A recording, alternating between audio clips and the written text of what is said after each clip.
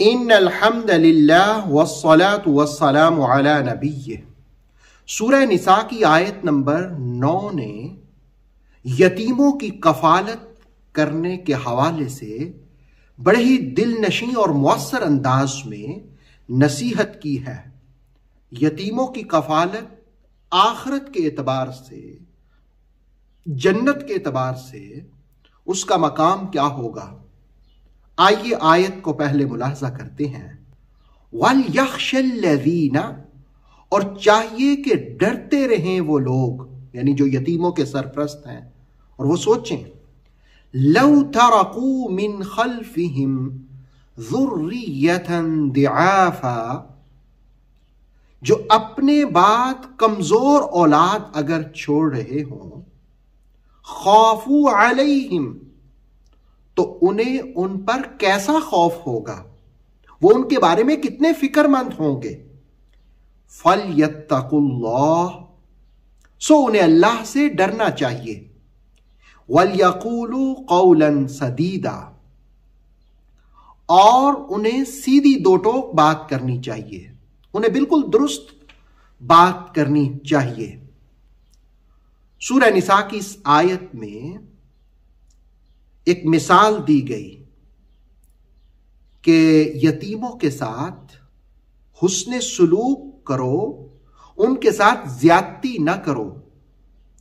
یہ مثال ایسے ہی ہے کہ اگر ان یتیموں کی جگہ تمہارے بچے یتیم ہو جائیں اور تمہارے بچے تنہا رہ جائیں تو تم کیا توقع کرو گے کہ لوگ اور ان کے رشتہ دار ان کے ساتھ کیسا سلوک کریں؟ تو جس طرح کا سلوک تم اپنے بچوں کے ساتھ اپنے پیچھے توقع رکھتے ہو، تو ایسا ہی سلوک تم بھی دوسرے یتیموں کے ساتھ کرو، چاہے وہ تمہارے رشتہ داروں میں ہو، چاہے گلی محلہ میں ہو۔ گویا یتیم بچوں کے حقوق کا خیال رکھنا، اور خاص طور پر اس آیت میں سمجھایا گیا کہ مقافات عمل ہے۔ آج اگر تم یتیم بچوں کے ساتھ اچھا سلوک کرو گے تو کل کو اگر تمہارے بچے یتیم ہو جائیں تو دوسرے بھی ان کے ساتھ اچھا سلوک کریں گے۔ بخاری شریف کی حدیث ہے، سہل بن سعد رضی اللہ تعالیٰ عنہ روایت کرتے ہیں کہ نبی صلی اللہ علیہ وآلہ وسلم نے فرمایا، میں اور یتیم کی کفالت کرنے والا جنت میں اس طرح ہوں گے۔ آپ صلی اللہ علیہ وسلم نے شہادت کی انگلی اور درمیان والی انگلی سے اشارہ فرمایا اور ان کو کشادہ کیا، یعنی آپ نے فرمایا کہ جس طرح یہ دو انگلیاں ہیں، اس طرح جنت میں میرے ساتھ وہ شخص ہوگا جو یتیم کی کفالت کرنے والا ہوگا۔ اور ابن ماجہ کی حدیث ہے، رسالت میں آپ صلی اللہ علیہ وآلہ وسلم نے فرمایا کہ مسلمانوں کے گھروں میں سب سے اچھا گھر وہ ہے جس میں کوئی یتیم ہو اور اس کے ساتھ اچھا سلوک کیا جائے۔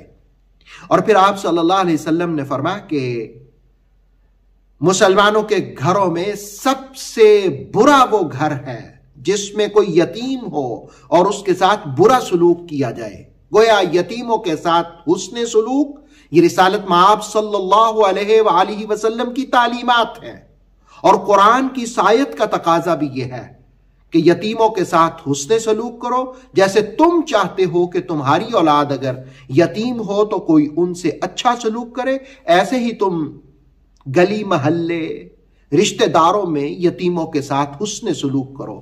اللہ رب العالمین ہمیں عمل کی توفیق عطا فرمائے۔ اوتھینٹک اسلامک نالج کے لیے نور وحی یوٹیوب چینل کو سبسکرائب کیجئے، بیل آئیکن کو بھی لازمی پریس کریں۔ نور وحی کے فیس بک پیج، ٹک ٹاک اور انسٹاگرام کو بھی فالو اور لائک کیجئے تاکہ ہماری ہر نئی آنے والی ویڈیو آپ تک بر وقت پہنچ سکے۔